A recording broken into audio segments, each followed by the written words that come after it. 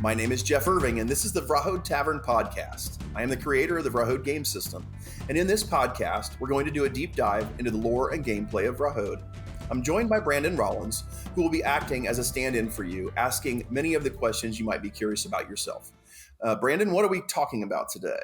For today's topic, this is the fourth in a 5-part series where we're doing a deep dive into the 10 crafted races of Vrahode. This being the fourth episode, we're going to be talking about the 7th and the 8th, both of which are actually relatively new additions to the game and which I personally don't know anything about. And that is the Sahrhune and the Ju'Airne. Let's go ahead and start with the description from the back of the card for the Sahrhune. Okay, well, before I read that, let me just preface everything that we're about to discuss in this episode and the next with this. Kind of like Brandon said, these are the last 4 holdouts of the 10 crafted races of Vrahode. They serve a function in the game from the very inception, from the beginning of the game. These races just have chosen not to put forth heroes to actually join in this epic war that's brewing. And expansion 2 is where these races have all made the decision, individually or collectively, that it is no longer safe for them to remain on the sidelines. And so they have all decided to send forth heroes from their own races to be warriors and to act as diplomats for their races as the battle unfolds to try to save the world of Vrahode. So there is the kind of preface. The 2 races we're going to talk about today, the Sahrhune and the Ju'Airne, are 2 of those late holdouts. And so again, you've seen the Sahrhune in the core box. You've seen the Ju'Airne in the core box. You have seen both of these races in the first expansion to varying degrees. But now you're able to play heroes from these races.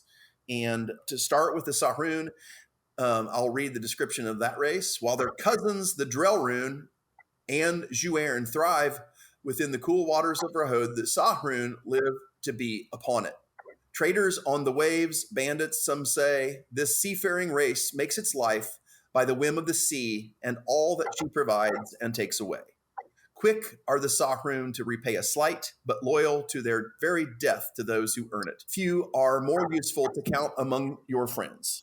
They are at home in the oceans and on the seas. And so you will run into the Sahrhune only typically around coastal regions, maybe along a river here or there. They stay close to water, and they're not afraid of salt water. What do you want to do from this point? So let's talk about the pregenerated heroes for the Sahrhune. All right. The interesting thing about all of the heroes that are introduced in the core box, or not in the core box, in the second expansion, is that we have pregenerated heroes from these races, and their statistics, their life, their gear is all set so that they can be viable starting at that point in the game. So they're not like starting in the core box heroes. These are like starting in the second expansion heroes. And so you're going to find that all of their stuff is bumped up. If you roll up a custom version of a female Sahrhune or a male Sahrhune, they will be as if you're starting over in the core box. And so you'll be able to, if you do the all-in for the game series, you're going to get the core box and 3 expansions. Well, you can go forward, grab a Sahrhune from the second expansion, and as a custom Sahrhune, you can bring it all the way back and play it from the very, very beginning. So keep that in mind as we talk about the differences between pre-generated and custom heroes for these last 4 races, because that's really important. So looking at the pre-gens for the Sahrhune, we start with the marksman, and it's the female Sahrhune. Her name is Ulshaba, and she's a body warrior kind of thing. But she's also, her highest stat is in focus. So she is, because she's attacking at range, she's got to have that focus in order to drive her skills in either bow or throwing other ranged weapons. So she's going to have light banded mail from the get-go. She's going to have a quality longbow and a fine mace. So she's ready for battle at melee, but obviously her bow is her mainstay. One of the cool things about the marksman role in the game is the marksman, um, they are able to do things with a bow essentially, that other classes just cannot. They're going to get more distance, they're going to get more damage, and they're going to have more upgrades to the effects that the arrows shot from their bows do. And that's basically what they are. Is they're a non-pet class, but they're really, really good with bows and other ranged weapons. Looking at the skills of the marksman, Ulshaba, she's going to have something called Shadowing Strike. This is like her. It's like a finishing move. If she gets a successful strike, she can follow it with another. That's her body skill. And then in focus, she's got one called Thunderhead Arrow. This allows her to shoot an arrow into the sky and to have it rain down damage on all enemies on a battlefield. It won't do much damage, but it'll do a little bit over lots of enemies and weaken lots of enemies. She also has an Ice Heart Arrow that she starts with that allows her to do damage and actually slow the enemy's movement. So those are her skills she kind of starts with. I think the Thunderhead Arrow, in fact, I'm sure of it, the Thunderhead Arrow is only usable in the overlands. You're not going to be able to go underland and shoot an arrow up and have it rain down lightning on everybody. Role restrictions. So basically, the role of marksman means she's only going to be able to wear light banded mail or less. That is because once you switch over from light banded to heavy, it begins to slow your movement. And marksmen and women need mobility above all else. They've got to stay at range. They've got to stay away from the fray. So that is Ulshaba, our marksman. The other pregenerated hero from the Sahrhune race is Vrahode, and he is our lore master. One of the cool things about the lore master is they're fine in melee combat, but they're also, I would say this is the closest race, or I mean the closest role to being kind of a jack of all with a lot of the things that they can do. So his body is relatively low, his mind is really high, and his presence is high. We'll talk about the skills and why presence is needed and all that. He starts out with fine chainmail. He starts out with a fur cloak. He starts out with a water skin, a long rope, travel bedroll, fine hand axe. He starts out with one presence skill called Nature of the Beast. And this is a skill that allows him to, I think it allows him to throw out an enemy behavior because he understands his enemy so well that by using this skill, he basically mitigates that behavior. So he makes an enemy easier to fight. Okay, so then he's also got two mind skills. He's got one called Bestial Wisdom. Again, this guy is about knowledge of enemies. It's about studying enemies in an intellectual way, much like a sage would, and being able to take some of the teeth out of the enemy in battle by virtue of his extensive knowledge. The last skill he has is called Font of Knowledge. That's the last skill in his arsenal when you start playing this guy. Go ahead. So do both of them have additional strength when they're on the oceans, being kind of like pirate characters? Let me get into that. Okay, so if we're talking about some of the facets of the Sahrhune, there are no racial restrictions on the Sahrhune as far as based on their race. In other words, they can use heavy weapons, they can use plate mail. There's no restrictions on that with regard to their race. The restrictions simply come by virtue of their roles. Their racial traits, the Sahrhune have a really potent racial trait in that they're immune to sleep effects. They cannot be put to sleep. And just as the Drellrune have, the Sahrhune have no deep water movement penalty. So when you want to talk about being at home on the sea, it's imperative that you have the ability to move in water just like you can on land, and these guys can do it. Okay? Now, but the thing you have to understand about Sahrhune magic is it's a little bit about water and it's a little bit about fire. So what happens when we mix fire and water, Brandon? Steam. Exactly. So when we look at their racial abilities, they have two. The first one is called scaly hide. These are reptiles, and they get +1 mitigation against cutting weapons when they use the racial ability scaly hide. So basically, they use the racial ability and they magically enhance their skin to protect them against cutting weapons. Okay. The second racial ability they have is called gout of steam. And this allows them to basically breathe a jet of steam that does 2 damage to targets in a line up to 2 spaces away. Oh, that would be handy. Can it also do diagonal lines? It can, orthogonal or diagonal. Okay, that wouldn't be that hard to line 2 characters up, especially when ones are doing melee attacks. Yep. I'm writing something down here. Okay, so that is basically the racial abilities of the Sahrhune. And I think if you're looking for a hero that's maybe let's look at this. Let's look at their life. So at the point that you start the pre-generated heroes in expansion 2, the Sahrhune start with 59 life.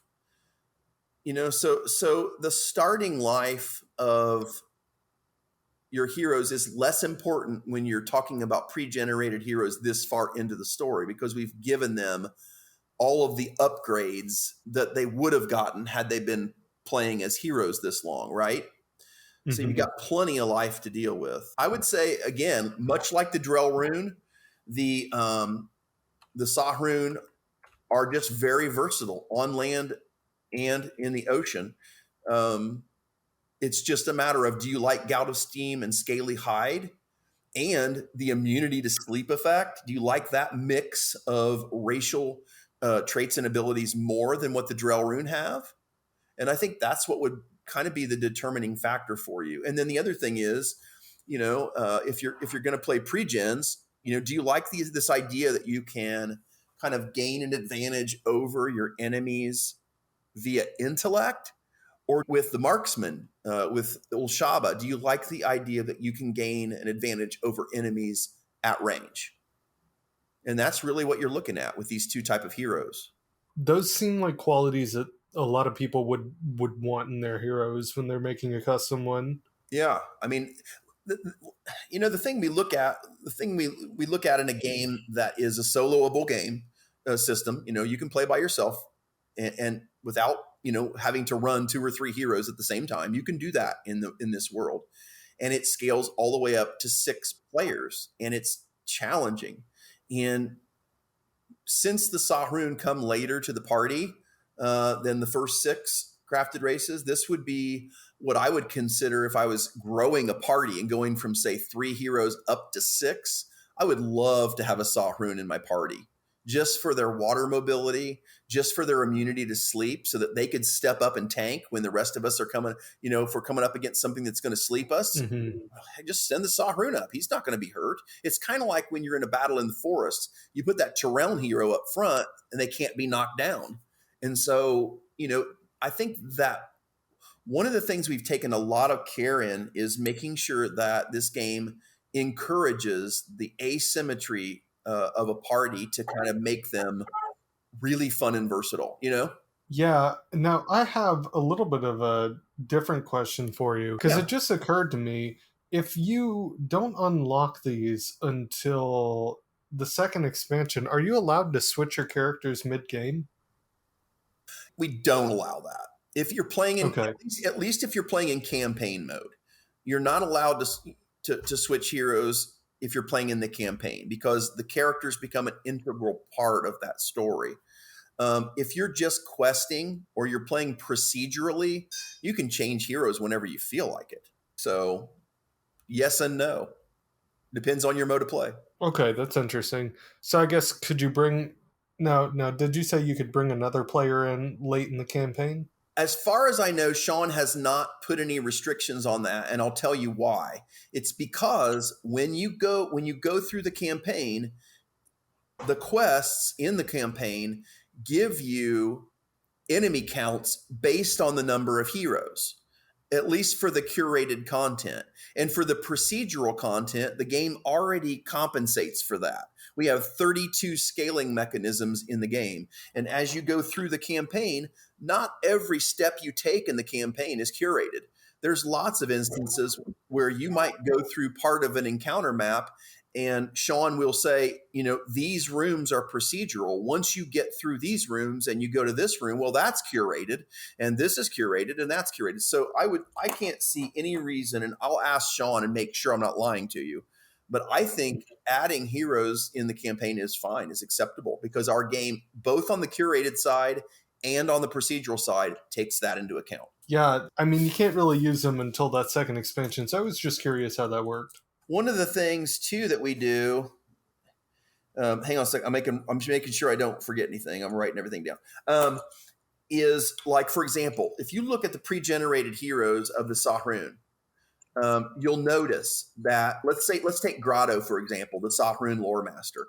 He starts out with presence, 1 skill, and mind, 2 skills. That's the same number of skills that are given to the pre-generated heroes in the core box. So in other words, when you're rolling up a pre-generated Grotto lore master, you're going to start with those 3 skills, but we're also going to give you a bunch of skills that you can add to your pool that are your choice. In other words, we only predefine the 3 skills you start with. And then because Grotto is powered up to be ready to play in expansion 2, you're going to have a number of your own choices from the presence deck and the mind deck that are your own. You can just look through the decks and add the ones you like. So so even though they're pre-generated, we're only pre-generating part of them for you. Does that make sense? Okay, that makes sense. Yeah. In other words, it's pre-generated, but you also have a lot of freedom. I think you're going to love the Sahrhune. I think you're going to love their water abilities. And I think if we look at the Sahrhune and we compare them to the Drellrune, they're the same movement. So you're not going to get a movement bump going from the 6 movement of the Drellrune to the 6 movement of the Sahrhune. So they're very similar. So basically the Drellrune is at the water end of the spectrum of these reptilian races. The Ju'Airne is at the fire end of the spectrum of these reptilian races. And the Sahrhune finds themselves right in the middle of that. Okay? So you think water on one end, fire on the other, and the Sahrhune are in the middle with a little bit of water magic and a little bit of fire magic. And since we're getting ready to talk about the Ju'Airne next, it's a perfect segue. So first, let's go ahead and start with what's on the card. All right. So the Ju'Airne. Of the 3 cousin races, none are so feared and hated as those who call Sahir their home. The Ju'Airne care not for the telling of the tides, nor splashing about in them. It is within the slowly shifting waves of sand where they carve out their existence. One few others can endure. The Ju'Airne mind this not, for they are strengthened by the blaze of Tabul, where no shadows can be found, and care nothing for the murmurings and machinations of visitors. So what does that tell you? That tells you that they're grumpy, solitary, desert-dwelling fire lizards, essentially, right? Yeah, it makes sense because they start out as villains in the game. Yeah. Well, not really villains. The 10 crafted races have, by virtue of being in this collective of crafted races that the Akurish have all made, the Akurish made all 10 of these races when they came to Vrahode. And so they're kindred spirits by default. But when our story arc unfolds, we find this race at that point in the story arc, way back in the core box, acting odd, acting strangely, a bit aggressive and hostile. And it is not like them. And so it's a unique point in the world's history where we start. And so it makes a lot of sense that not only do the Ju'Airne not take part in battling against the threats that face Vrahode, but perhaps being unwittingly a part of the threat. There's something bigger going on there. Yes. I think talking about this might actually get into spoiler territory. if we run into that territory, so be it. But I think we can. I think what we've said is probably enough about their part in the story, other than to suffice it to say that when we look at the Sahrhune, right, we're looking at these ocean traveling lizards. With the Ju'Airne, we're talking about essentially fire lizards. They decide in expansion 2 that it is time for their race to send heroes to represent them in the coming war, and to act as diplomats for their race, just as the Sahrhune has decided to do. And it's exciting I'm super excited to introduce you to the 2 heroes of the Ju'Airne race as we begin to be able to play them. And the first one that we have is Ajiti, and she is our Slayer hero. She starts out with movement 7, so they are the quickest on their feet of the reptile races. She has 57 life to start out as a pre-gen for expansion 2. She's primarily body, but also focus. And the main thing that the Slayer role does in a party is they seek out ways to increase their chances of doing critical strikes. Okay, their skills are bent on trying to find the weaknesses in their enemy. And so Ajiti is going to be a tough broad. She starts with simple plate mail, a longsword, a metal shield, a serious wound kit, and her skills. She starts out with 2 body skills, one called Deadly Malice and another one called Vicious Strike. And she has a focus skill called Crimson Sky. So she is going to be, if you look at the thrust of her skills and her abilities, she wants to cut through enemy mitigation. And the way mitigation and all that works in our game system, let's say you roll a critical strike in D&D. What do you have to roll, Brandon, to get a crit? A 20. Exactly, a 20. In our system, what do you have to roll to get a crit? A 1. A 1. Okay, and in D&D, what does it mean when you roll a crit? What happens? Double damage, right? Double damage. Okay, so if you do 8, you do a crit, you get 16. In our system, a crit means let's say you did 7 base damage, but the enemy has 6 mitigation. So they're mitigating the damage down to 1 from 7. But if you get a critical strike in our game system, you get to ignore the enemy's mitigation. So all 7 of those points of damage cut through to the enemy. A critical strike in D&D doubles the damage. If you do 1 point of damage, it does 2, right? If you do 7, it does 14. In our system, if you're going to do 7, but the enemy's got 6 mitigation, you're only going to do 1. But if you can get a crit, you get all 7 through. So it's multiplicatively more beneficial to do. That's not even a word. Yeah. Multiplicatively. It makes a lot of sense here because mitigation scores relative to attack can be quite high in Vrahode. Yeah. Oh, gosh, yes. Yeah. How do you balance out what? Mitigation? What are you talking about? Well, again, the Slayer is about that. That role, that's the focus of the strength of the Slayer. It is our assassin antecedent, right? When you play an assassin in D&D, what are you looking for? You're looking to maximize your crit strikes as an assassin, right? It's getting all the damage through. And that's what the Slayer is. It's a bit of an assassin antecedent. But again, like all of the roles in Vrahode, everybody's a caster. And so you get to have a lot of fun in using different skills. And remember, when I'm reading these skills to you, I'm only reading 3. Heroes in our game system start out with 3 skills and they end with 12. That's a lot of skills. 12. So basically what you're going to do is everybody's going to be a Swiss Army knife. You're going to have all of these cool skills to bring to bear at any given situation. And the beauty of our skills in the game is that nothing has a cooldown. There are no cooldowns. Okay. So if you can use something one round, you can use it again the next, as long as you have the rule, the magic, to power it. Now, when you run out of rule, well, you're going to be to basic physical attacks. You're not going to have any ability to power anything up. You're not going to be able to do any magic healing, and then you're going to need to rest. And so it's a fun, dynamic system. It just plays super quick. We took away a lot of the stuff that we found burdensome, like backstabbing. You can arrive at backstabbing in our game system, but it has to happen through a skill.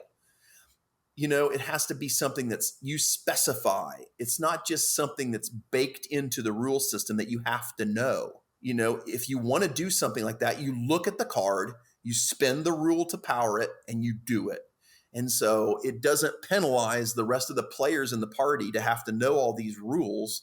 I'll tell you what's cool. It's like when you play demos of this game and you sit down and you play it with people, what you end up with that feels really neat, and you guys are going to see this when you play the games, is you almost feel like everybody at the table has their own different player's handbook.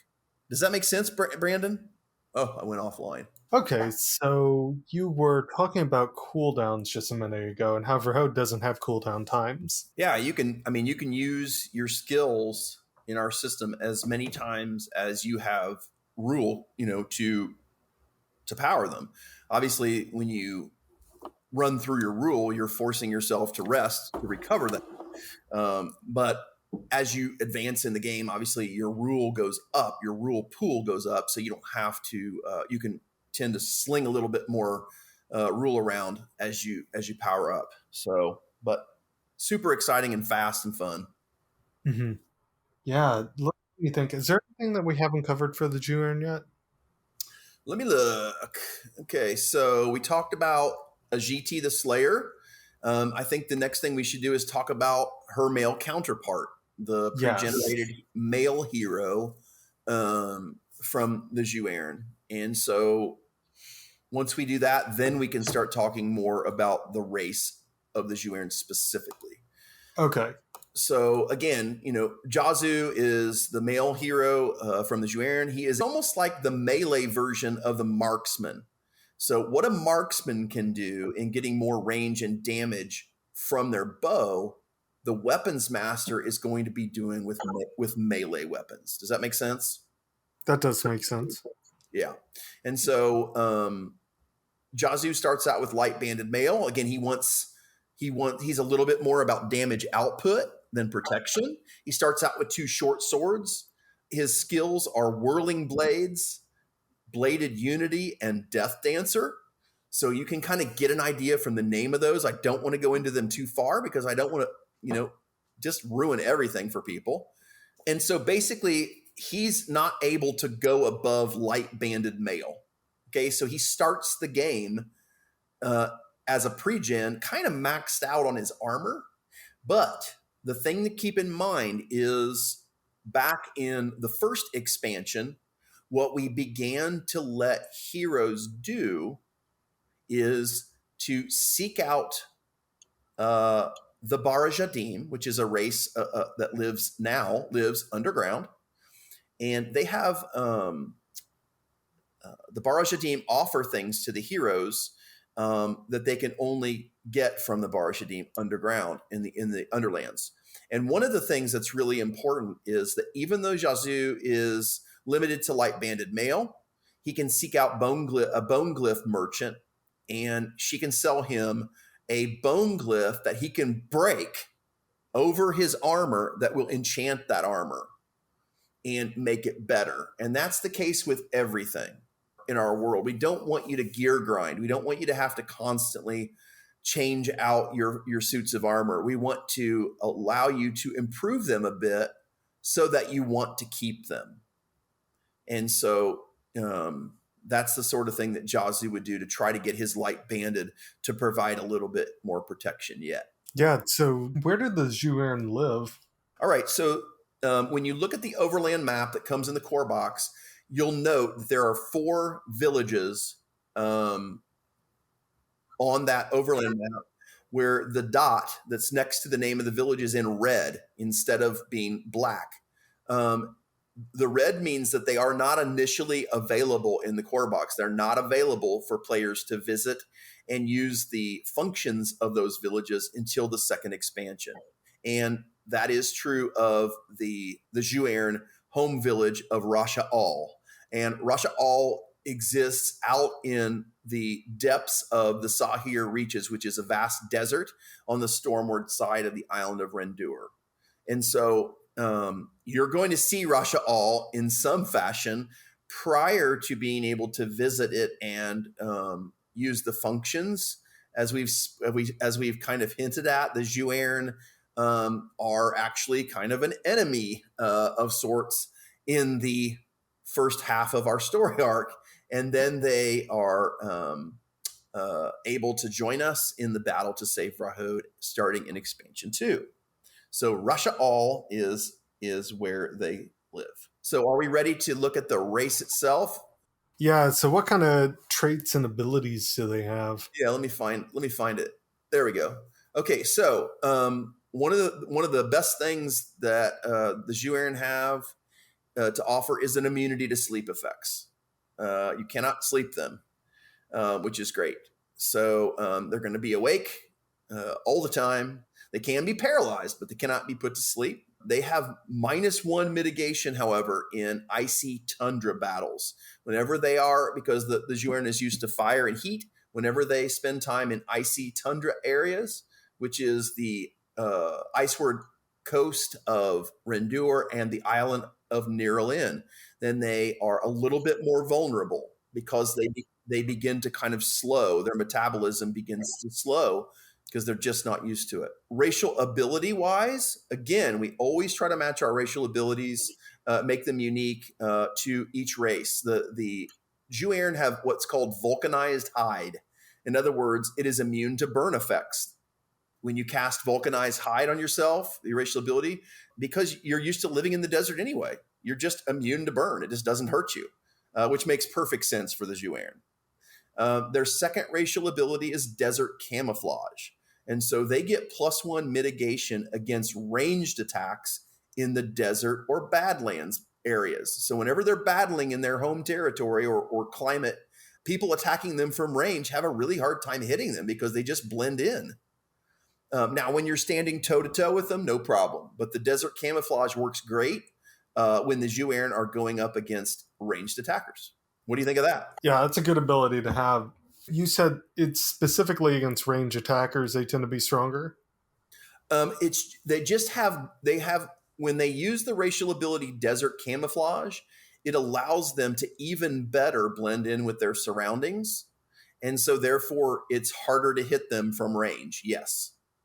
When you're standing toe-to-toe with a Ju'Airne, they're easy to see. They're in your face. But if you're trying to attack a Ju'Airne at range, if they use their racial ability of desert camouflage, good luck. Now, how much of the map is desert? If you look at the main island of Rendur and you look off to the stormward side of it, okay, there are 36 regions on the overland map that are desert and or badlands.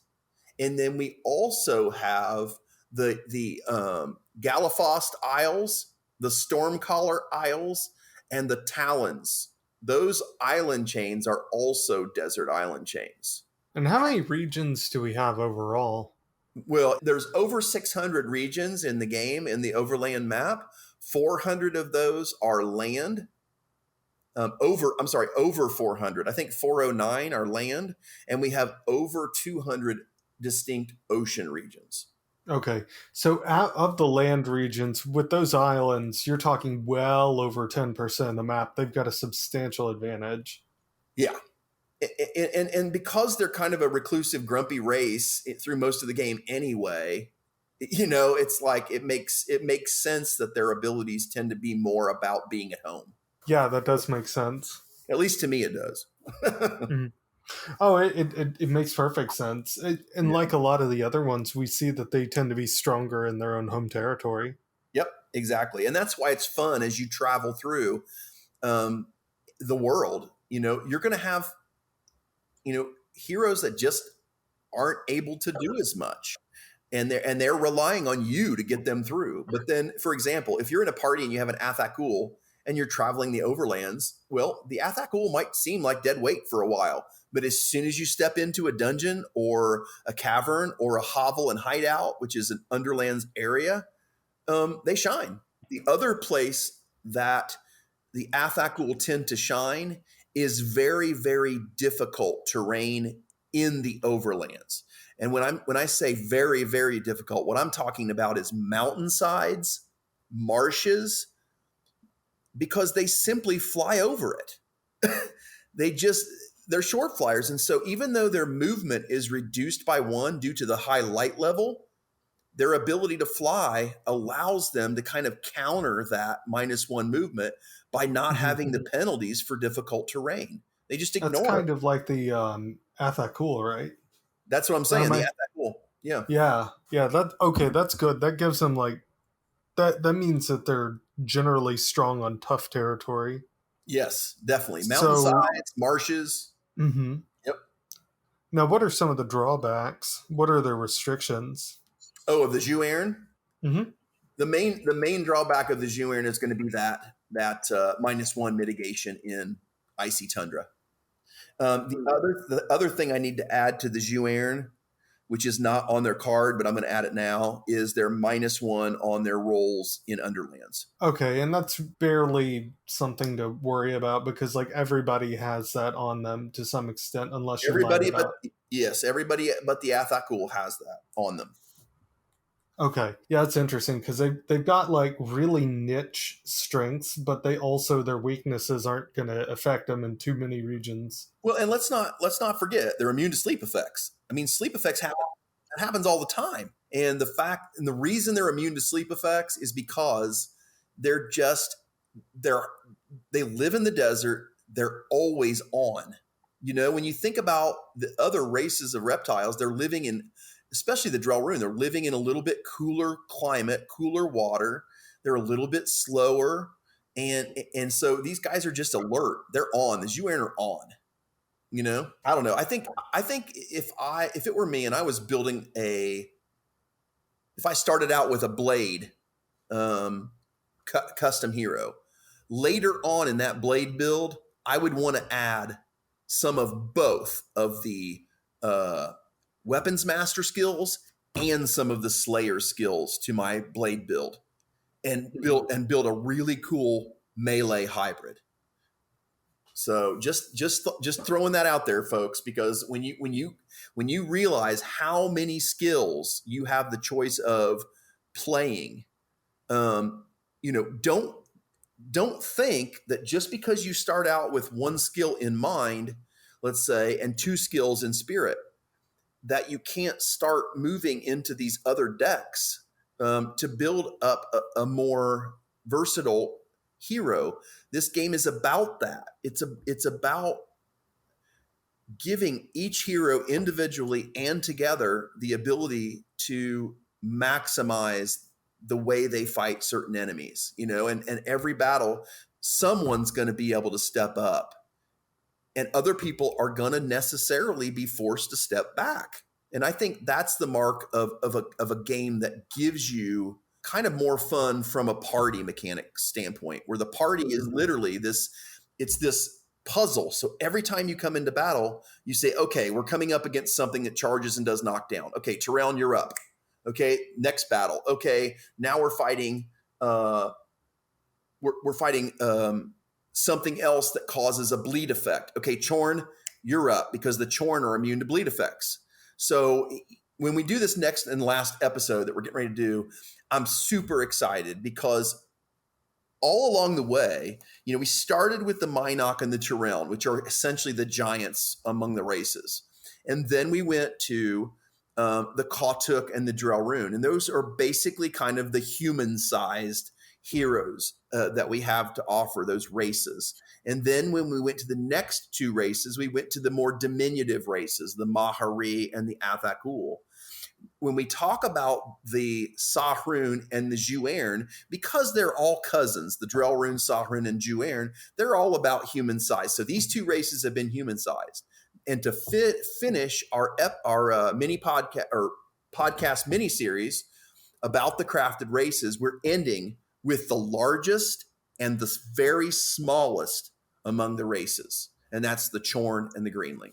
And I think that's a good place to leave off, because I'm looking forward to that one, because I know the Greenling are a whole interesting culture in and of themselves. For that matter, the Chorn, because there's the whole thing with the balacones and that kind of thing. So. Oh yeah, no, the Chorn, they're both super interesting, I think. And it's like, to me, it's like I tended to play when I played WoW a lot, and I don't know if our fans played WoW, but I'm assuming it was so popular that almost everybody's played it. I played a lot of Night Elves. I loved the Druid. I loved the fact that I could do a Feral Druid build, or I could do a Balanced Druid, but I liked the kind of vulnerability of the Druid, but I liked the flexibility. And so I think what people are going to find when they play the game of Vrahode is that no matter what hero, pre-generated or custom hero they play, they're going to have that kind of general feeling that the system presents them with certain vulnerabilities, but it also presents them with way more flexibility in the way they build their heroes. And so to me, it's going to give players the ability to have a sense of ownership. And so even though it's hard to call this board game series an RPG, I think we bump up against RPG in a very, very effective and fun way without some of the negatives of an RPG, which is the cumbersome part. RPGs can be cumbersome, and the amount of story that you have to wade through sometimes in RPGs is a lot. This game, I think, gives you some of the fun parts of RPGs, and it avoids some of the negative. So I don't know. I hope people agree. We'll see. Hey, and who knows? Maybe you'll even spin off into RPGs at some point. You could. Yeah, I mean, you got the world for it. Yeah, the lore is there, and it does. It screams at doing an RPG. I've never thought about doing an RPG, and there's so many amazing people out there that are way more familiar with that. That maybe someone would take up that mantle and want to run with it. I'd love it, because I would love to. I mean, I love RPGs. I just don't know if I don't think I have the chops to create one, a true RPG. But who knows? I mean, Sean Dressler is an amazing writer. And so, RPGs need that breadth, of lore. But we're getting close. Yeah. So I guess with that in mind, can you go ahead and take us out? And then next time we'll cover the Chorn and the Greenling. Yes. Yeah. Do come back for the Chorn and the Greenling, guys. I think you're gonna like these, and you're gonna think that, wow, we've really pushed the boundaries with both of these races. So look forward to talking to you about that. Yeah. All right. Thank you for listening to the Vrahode Tavern podcast. If you've enjoyed this show, take a moment and subscribe anywhere you get your podcasts. If you're on Apple Podcasts, please leave a 5-star review. It helps more than you know. You can learn more about Vrahode on vrahode.com. That's VRAHODE.com. Link in the show notes. You can also find us on Facebook, Twitter, and Instagram, where we're at Vrahode. Thank you again for listening. We really appreciate it, and keep an eye out for our next episode in 2 weeks.